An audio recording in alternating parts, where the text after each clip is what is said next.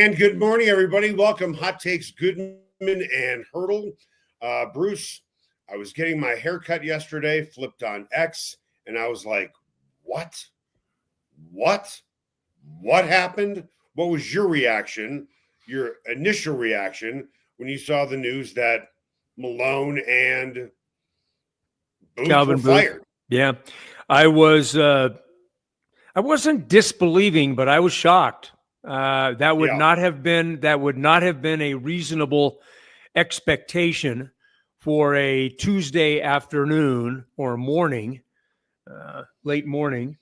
But so it goes. Here we are to debate the merits of the firing today and to wonder how this thing looks now in the 3 games that they have remaining and then into the playoffs. But I was very surprised, Eric. I really thought my game plan was, or my thought was very simply that the Nuggets would be an early exit out of the playoffs. They would fire Calvin Booth as their general manager and would move forward. That we got the daily double, 3 games left in the season was a shock, but was very surprising to me. Yes. All right. Before we really dig into this, I want to tell you about the Sportsbook Bar and Grill in Highlands Ranch and the DTC. The Sportsbook was my original sports bar in the DTC. Used to go there all the time. And then they opened a location in Highlands Ranch. And my goodness, that place is always packed. Why? They have every game. NFL, Major League Baseball, of course, NFL, and hockey. But they also have soccer. They are big soccer fans, the owners, as well as rugby, as well as UFC. So they have everything.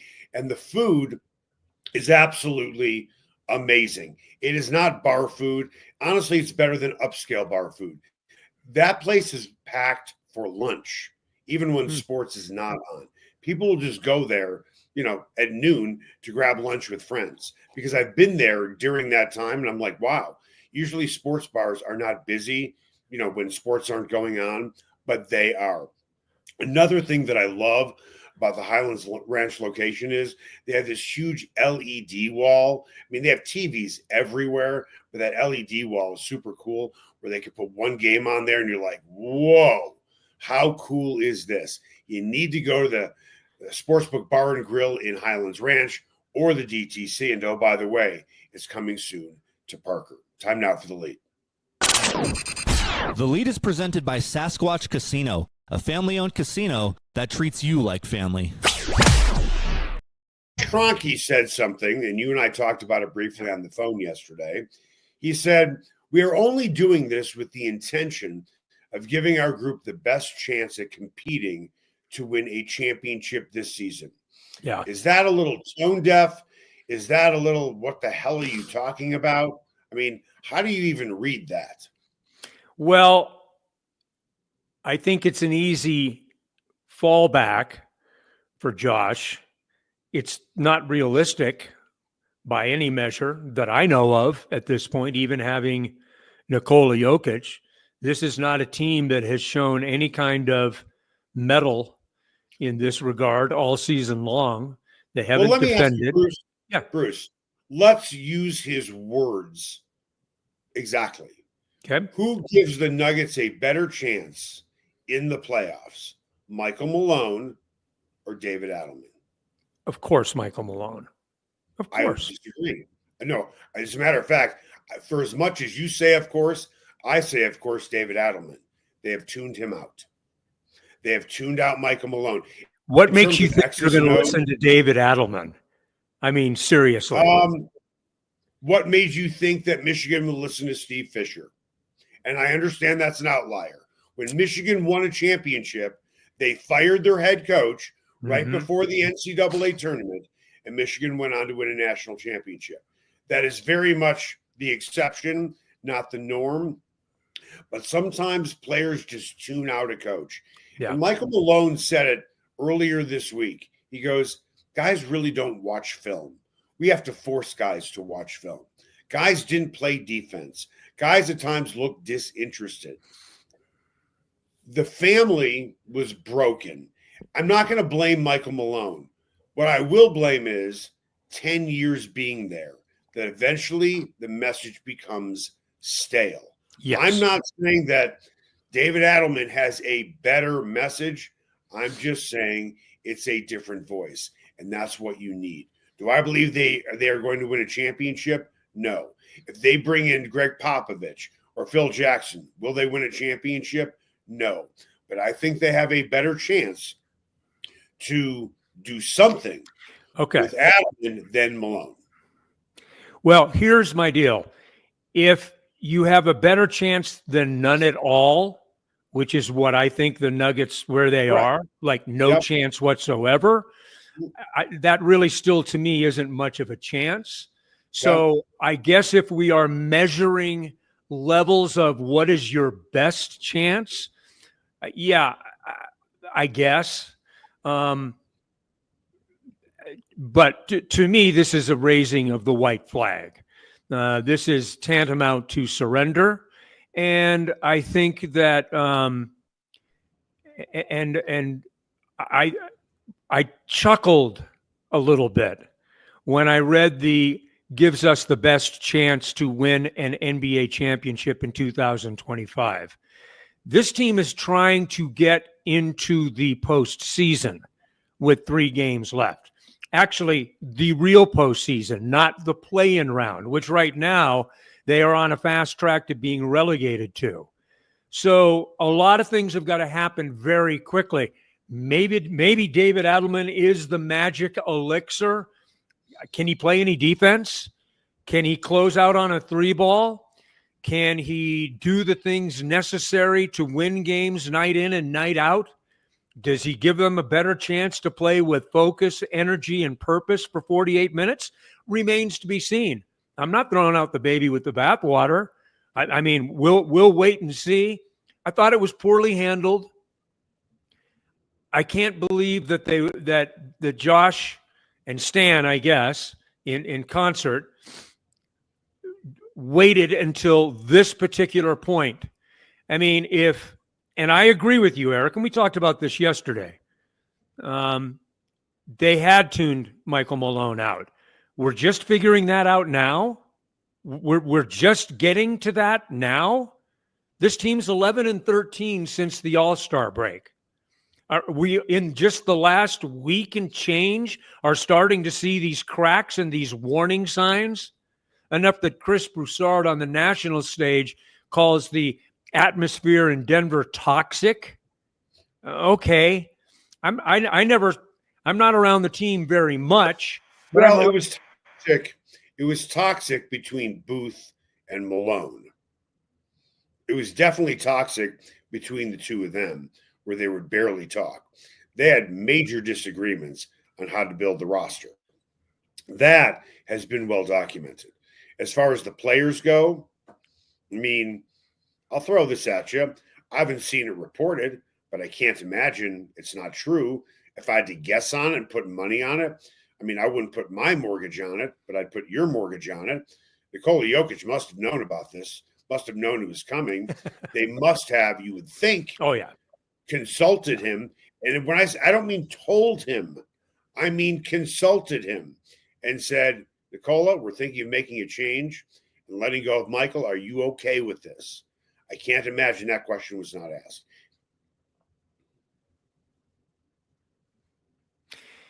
Yeah, it's one of two things. It's either, hey, we're thinking about this. What do you think? Yeah. Or, hey, we're making this move. We wanted you to know about it in advance. Right. Whatever the case may be, I agree with you. There was some form of consulting. Please tell me there was some form of consulting. Please tell me that, because you cannot make a decision like this with the best player in franchise history, with the best player in the world, and your only meal ticket to relevance still as things play out now in the aftermath of this move. So you better be taking care of that. I'm disappointed enough in the move and the timing of it. I understand it's their team. They make those decisions. Okay, live with it. That's fine. If you really think you're doing the best thing for your team, I get it. I understand it. But I respectfully disagree from the outside looking in. But if you didn't involve Nikola Jokic in this to some degree, then that's to me a totally different kind of challenge now moving forward. Firing Calvin Booth, from a player's perspective, they don't see him around. That's probably okay. For Michael Malone, my belief is a lot of those guys tuned him out. With that, did they do him dirty? Did they do Michael Malone dirty? And is this the type of move that the Rockies would make? Like, you're like, you did what? Is this a Rockies type of move? Yeah, it's a Rockies type of move without it's a Rockies kind of move without the cachet of an NBA championship 2 years ago, right? Right. The shock value of this move is, remember that it comes up against the backdrop of a championship 2 years ago, 3 years ago. We're talking about the latest firing of a head coach, I think since 1981, and then it was Hubie Brown, I think, and he had lost 20 more games than he had won. This is a seismic move in NBA history, not just in Nuggets history, in NBA history, making a move at this particular time with a team that is still. And look, we know where the Nuggets are, and we know their weak spots. We get that. They are trending downwards. They are not trending upwards. I understand all of that. But it's still a team, 16, 17 games over 500, still a team about ready to go into the playoffs for the 7th or 8th straight year, whatever the number is. There's a lot of reasons this might have been able to, you could have waited on this for 2 weeks, and right reasons. You just asked the question, did they do him dirty? And the answer is, yeah. Based on what he has done for the franchise, they did do him dirty. And by the way, Josh Kroenke knows damn good and well they did him dirty, because they've spent so much time talking about the Nuggets, thanking him for all of the things that he's done. It's all over social media. He does the interview with, and by the way, I had some issues with this. He does the interview with Vic at Altitude. Who runs Altitude? Oh, that's right. Kroenke's. Didn't do anything in front of the media in general. Okay, that's your choice. That's your choice. That's fine. Yeah. And maybe the right time will come for that. You could have just as easily put out statements. I'll give him credit. He at least put himself on camera. That's fine. I don't know. The initial question was he done dirty? And I think that you can make a fairly good argument that he was. Yes, I would agree. You could easily make the case with his resume, winningest coach in franchise history, only one to win a championship, give this guy a chance to at least finish it out. And knowing he's going to be fired, give him a little dignity. I mean, in the history of sports, how many coaches or managers have been fired this close to the playoffs, knowing the team was going to make the playoffs? But I am sure the Nuggets have now done two things with head coaches that are right at the top of the list in NBA history. They fired a head coach with 3 games to go in the regular season, and then they also fired the coach of the year, George Karl. They've done this now twice. So they have a right to do what they want to. I think they are getting a lot of bullets flying their way. I won't disagree with you at all that Josh should have met the media. It's a chicken shit way out, picking your own network to do the interview. However, knowing Vic the way I know Vic, it wasn't a bunch of softball questions, though. No, I agree. I mean, if someone is gave material. It gave material as opposed to a bunch of layups. But yes, should Josh have addressed the media? Absolutely. That was not that wasn't a good look. And now it begs the question, and I know this is a part of the discussion this morning, it begs the question of where does the franchise go from here? They have one thing to their advantage, and that's Nikola Jokic.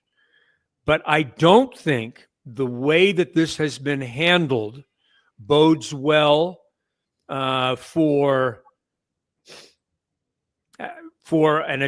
finding the right or the attractive candidate.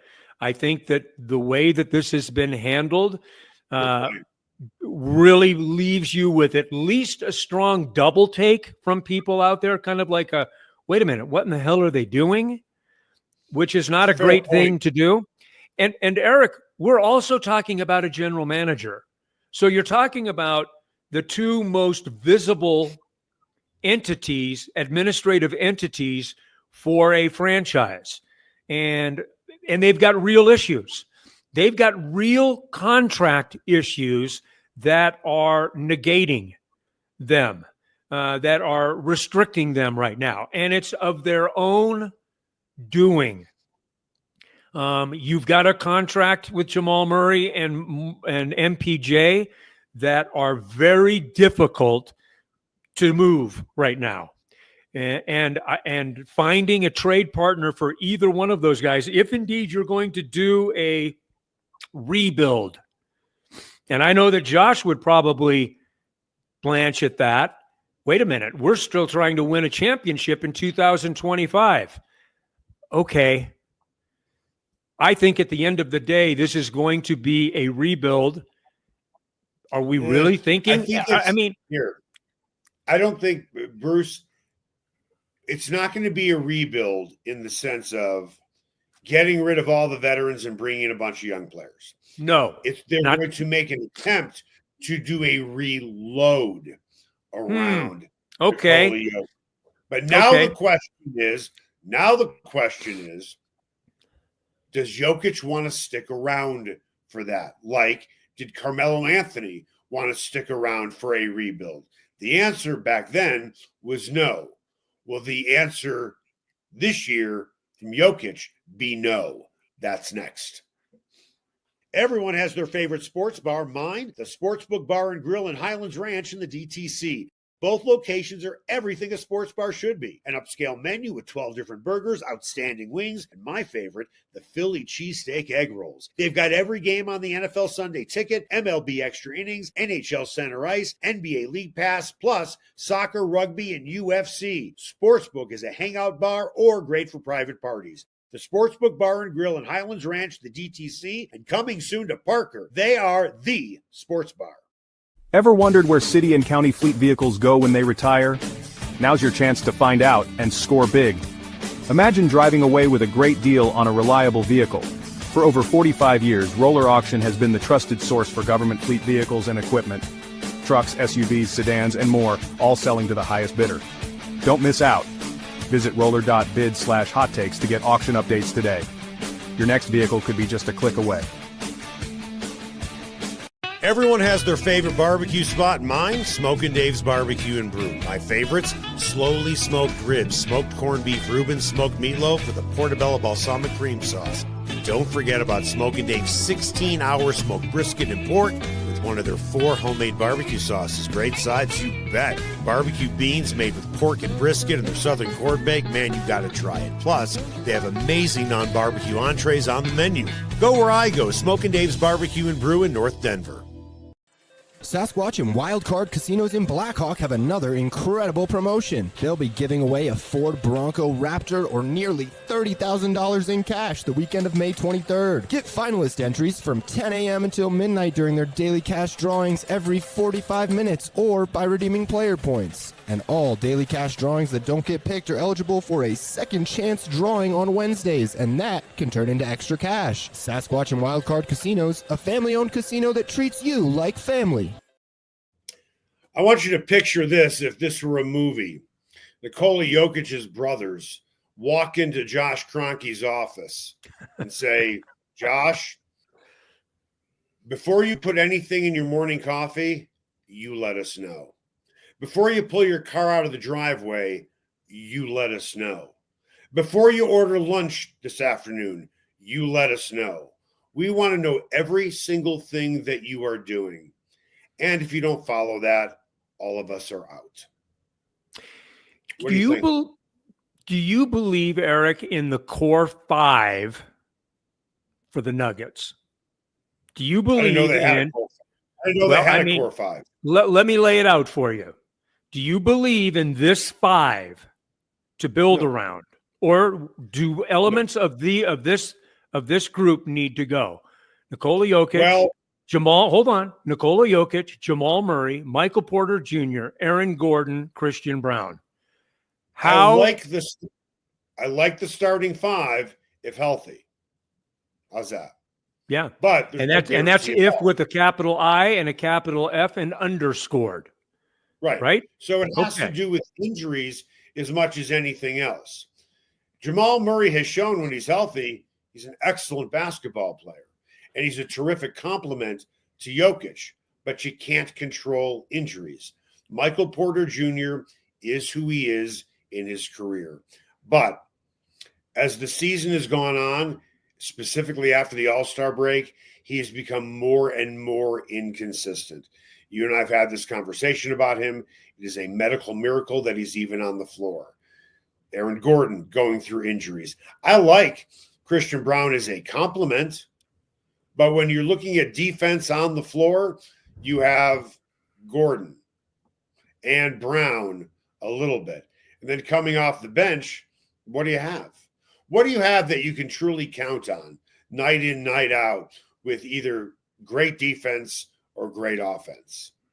Maybe Peyton Watson a little bit on the defensive end. I don't know who's going to take, and this is a story for today, tomorrow, next week, August, depending on what they do with their roster. The answer is not coming in the draft. You are looking at Jamal Murray and saying, yes, when healthy, he's great. But do I really want a contract that hasn't even kicked in yet? The Nuggets did not have to do his contract when they did it. You're right. They did not have to do Michael Porter Jr.'s contract when they did it. I am not going to say they rolled the dice and lost on both, but neither seem to be pretty good gambles. I think if you look, what do you get? Jamal Murray, are you getting 70 cents on the dollar in a return on a trade? Michael Porter Jr., what do you get? Maybe 50 cents on the dollar on a trade? But maybe you can trade Jamal Murray for some pieces where you get a really good defensive player who can shoot the three. That would be an upgrade. They are in an interesting position. And when I say an interesting position, whomever comes in now to figure out this mess, is it a mess? I think it's probably a little messy at the very least, has some real challenges in front of them. And it starts with Jamal Murray and Michael Porter Jr. And Eric, they're paying max-like money to Aaron Gordon as well. Yeah. So you've got Murray, MPJ, Gordon. You've got obviously Christian Brown on a very still team-friendly kind of deal. And Nikola Jokic is untouchable to me. So, and I would agree with you. I think Peyton Watson moving forward is a piece. I think Deron Holmes, who we forget about, is a potential piece. I'm not going to give him too much of the cart before the horse, but I think he is a potential piece. The rest of it, from Saric to Westbrook to Strother to Pickett. I mean, maybe Pickett's a guy, maybe he's not. I don't know. Hunter Tyson. All of those guys to me I think that they have already, to me, shown their worth or the lack thereof. How long do you have to go before you get answers on players like that? When you look at the history, when you look at the history of the last two GMs, and both have done some amazing things. It was Tim Connelly who drafted Jokic. Yep. It was Tim Connelly who drafted Jamal Murray. Ironically, that draft pick coming from the Carmelo Anthony trade. Yeah. You have Calvin Booth, who brought in Bruce Brown and KCP. Yep. But the Achilles heel for both, and I'm going to make up a word here, they both had premature contractulation. MPJ for Tim Connelly, to a much lesser degree, but a head-shaking degree, Zeke Naji for Calvin Booth. You can make the case for Jamal Murray as well. Although, yeah, you can. But remember, even if they did not sign Jamal Murray, say let's see how the season goes, they still have the opportunity to offer him an extra year. Unlike all the other teams, they still could have done that. I mean, Calvin Booth was very clear about Jamal Murray's conditioning after this past season. Then he goes to the Olympics, and everybody sees he's not the same player if the ball's in his hands all the time. Right. Team Canada didn't want to play him. Team Canada. Not a knock on Team Canada, but Team Canada isn't Team USA. Team Canada didn't want him on the floor. Then he had a great 8-week stretch here. And other than that, ability and availability, they're kind of one and the same. Again, for the 5th year of 4 of them, Jamal Murray is either going to be injured or not available for the playoffs. Not his fault. I mean, if you want to, you can question his conditioning and you can question his rehab. I'm not going to do that. Bottom line is the guy's always injured at the wrong time. So with that, do you think that GMs will be lining up around the block to take this job with Nikola Jokic as their centerpiece? I think that there are always people that want one of 30 jobs, 32 jobs, and that's it in the NBA. The question is, can you find the right guy to be able to navigate what is a fairly restrictive contractual landscape that the Nuggets find themselves in? They do not have great contracts with really 3 of their key players. And you know what? I'll take Aaron Gordon off that, because to me, Aaron Gordon has earned every penny that he's getting from the Denver Nuggets. Aaron Gordon is not part of the problem. He's part of the answer. But wait. Can I sure cut you off there? So hold on. I need to bless you. That's always great on a live podcast to sneeze. Brilliant. With that, is Jamal Murray really part of the problem?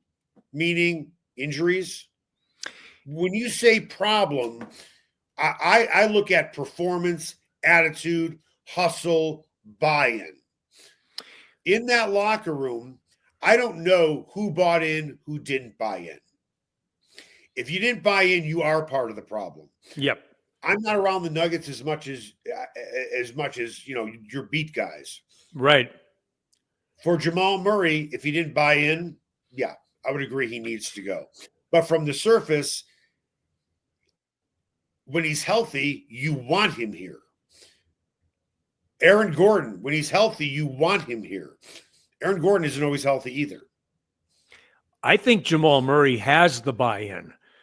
The question I have is, from a contractual standpoint, and we're taking this on as a general manager coming in, looking at the landscape and the latitude they may have or not have. I think that the contract for Jamal Murray is a difficult one. I just will ask you point blank, has Jamal Murray lived up to the number on the contract? And the answer, I pretty simply, I think, is no. That doesn't mean he's not a really good player. I'm not saying that at all. Jamal Murray has proven his chops. He's earned his chops. But is he worth what he is being paid at this particular point? And how restrictive is his deal relative to someone coming in, someone anew, looking at this through clear eyes, trying to figure out how to construct a team with a very restrictive and sometimes punitive economic system now in the NBA? It's a tough one. Timing has hurt the Nuggets. There is no question. They made some of these deals at a time when the economic structure of the NBA was changing. But Eric, I mean, now they find themselves in a place where they have very little wiggle room relative to the second apron. I mean, you've got 4 essentially max deals. Money that's being paid out like max deals. You've got 4 of them. That makes things, and you've got 2 of those players with respect, because I like them both. But you have 2 players who you can make an argument, if you wanted to, that are not living up to the terms of their deal. Sometimes through no fault of their own. You're talking about Murray and MPJ. Yep, and we're talking about MPJ just from a standpoint of where his game is and where it is apparently peaked at. And we're talking about Jamal in terms of, as you say, and you're right on target, availability or the lack thereof. Like I said, here's the truth about Jamal Murray. This is his 8th season. Yeah. He was terrific in the championship season, in the playoffs. He was terrific in the bubble. Where else can you honestly say he's been terrific? That's it. Then he hasn't lived up to his contract. That's exactly right. Right. So to say, because people will say, well, has he lived up to his contract? He has lived up to his contract. Look, they got a title. He's not a guy to hang his number in the rafters, would you? No, not at this point. No. I think they would certainly consider it. Yeah. I think they would absolutely, quite frankly, if you ask Josh Kroenke today, and I don't know the answer, whose number should be in the whose name should be in the rafters, Murray or Melo? He'd probably say Murray. Now, did Melo make an all-star team? Like 15 of them. Okay, I was just checking. Just wanted to check. And I understand that. We're getting sidetracked. No, and I hear you. Look, I don't want to make it sound like I'm dogging Jamal Murray. I am merely being pragmatic in the amount of money that he is making, the time that he has been available, and what he has done during that time to live up to the money that he is being paid. I think that you can make a very good argument that Jamal, and I'm not saying he's stealing, but Jamal Murray got a very player-friendly deal for what he has produced. They do have a championship.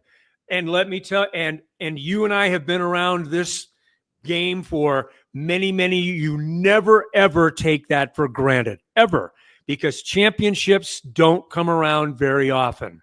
Unfortunately, the Nuggets are finding that to be true, and I think that they are a lot further from being an NBA championship contender now than they were even 4 years ago when they were in the bubble, when they were reaching an NBA Western Conference final in the bubble. I would maintain they're further away from it now than they were then. I know this sounds nuts. I know you're an old man, but that was 6 years ago. Oh, well, boom, 6 years ago. There you go. Right. 2020. That's crazy. Yeah. How long that ago is that crazy. Was? Well, thank you for the time warp, but I will say that. So here we are 3 years later from a championship. Yeah. And I would go back to 3 years previous to a championship. Correct. And I think that you could make the argument then pretty safely that they were better prepared to ascend and be a championship contender and be in that window than they probably are right now. You know what no one has really talked about? Not to say we're breaking new ground here. Is it fair to say that Calvin Booth post-championship has been more than disappointing?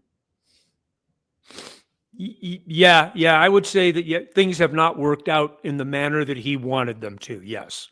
So we can criticize Josh Kroenke for making a statement that seems tone deaf, which was, we're only making this move with Malone with the intention of giving our group the best chance of competing for an NBA championship. Seems a little tone deaf and a little like, you just said what, right? Yeah. And then you look at I just lost my train of thought. It's early. I just totally lost my train of thought. I know what it was. Doesn't it seem a little bizarre to you that at the beginning of the season, they were negotiating a contract extension with Calvin Booth, and then they just fired him? And Michael Malone has had one within the last year, right? I mean, and he became the winningest coach in Nuggets history this year. Guys, I want to point something out Nuggets history-wise. Masai Ujiri and Josh Kroenke were eager to get rid of George Karl. They just were. I know he was the coach of the year. They were just tired of him coming in the office all the time, asking for a new contract. They looked at him as a guy who complained quite a bit. That's just how they viewed him. I like George a lot personally. I've never had that experience with him. I know how he was viewed inside that building. Calvin Booth, to me, doesn't seem like the type of guy that would be in Josh Kroenke's office all the time asking for a new contract. But I do know that they negotiated it. I do know that Calvin Booth wasn't happy with it. Calvin Booth was, I don't believe for a second, was fired because he didn't agree to terms on a new deal.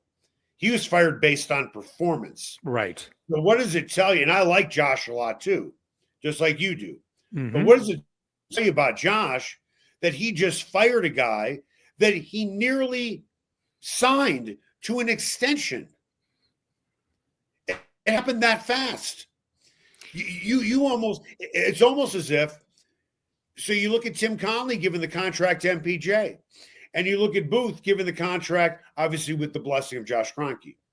Maybe the problem is Josh Kroenke. Now that I think about it, Josh Kroenke had to sign off on the MPJ deal. He did. He had to sign off on the Jamal Murray deal. He did. He nearly signed off on giving Calvin Booth a new contract, and then he fires him 8 months later. I'll say to Josh, you might want to give some of these huge decisions more thought. The Jamal Murray move, their hand was kind of forced on. I mean, I don't know what they could have done. Okay, fine. Hold on a second. Fine. Their hand was forced. How do you feel now? Yeah, no, you're right. You're absolutely right. It's not like Jamal Murray didn't have a history of injuries. Mm-hmm. Don't tell me their hand was forced. How do you feel now? Would you rather your hand be forced and not, in hindsight, would you rather have him on an extension right now? Yeah, they didn't. I mean, when I say their hand was forced, they could have played this year out and then figured things out. I mean, he's not under contract, his new contract, until next season, right? And if Jamal was upset about it going into this upcoming offseason, what the fuck kind of leverage does he have? He's missing another playoffs, or he's going to go in injured. What kind of leverage does he have? Who's going to say, you know what, I got to give this guy big bucks? He would have lost a ton of money heading into the offseason. What kind of leverage does Jamal Murray have on the open market right now for $200 million? He doesn't. And that's part of the problem. Part of the problem is that Murray and MPJ are being paid like top line difference makers. and they're not making enough difference on their own team. Your right now. hand is only forced in a negotiation when you don't truly think it through, or B, in hindsight, you make the wrong decision. They made the wrong decision. They just Hard did. to argue. Right. Hard to argue. So when people say that the Nuggets' hand was forced on Jamal Murray, they didn't have to sign him then. Now the risk is he has a great season. Right. And then he goes, you know what? They don't want to sign me. I'm going to walk out the door. That's a huge risk. You cannot predict injuries. But then again, when you look at the history, maybe you could have. It wasn't an easy decision. No. But the truth is, in hindsight, it looks like a bad decision. Yeah. So where do they go from here, Eric? Where do they go from here? What do we expect over the next 3 games? They go to Sacramento tonight with David Adelman, and right now they have the 5th seed in the Western Conference. That's what they have in hand. Yeah, because Minnesota helped them a little last night by blowing a 24-point lead with 9:58 left in the game, ended up losing. So we talked about this a little bit yesterday. There are games going on all around them that are very meaningful right now in this last week for the Nuggets. Look, the answer is very simply just win out and then go take your chances. Yeah, right. I hear you. Hey, we're just giving our guys the best chance to win an NBA championship in 2025, Eric. We're just giving them their best chance. Well, here, I'm going to go back and we'll put a bow on this show. They wouldn't win a championship with Phil Jackson or Greg Popovich. If Jamal Murray suddenly comes back 100% healthy, I give them a puncher's chance to advance. Yes, sure. No question. Right. Using the term gives us a better chance to win a championship sounds ridiculous when you look at the way this team has played. But I do believe they have a better chance to win games in the playoffs with Adelman than Malone. Not a knock on Malone. They tuned him out. He lost the locker room. And it's not because he's not a great coach, because he is. It's not because he's not a great guy, because he is. Eventually your message goes stale, and they're just tired of listening to you. You have kids. It happens at about 10 years old when your kids start tuning you out. And they treat you like the dumbest person in the room. I've experienced the same thing. It happens in coaching too. No question. I would just say, summing up my feeling is when you have no chance, a better chance is still no chance.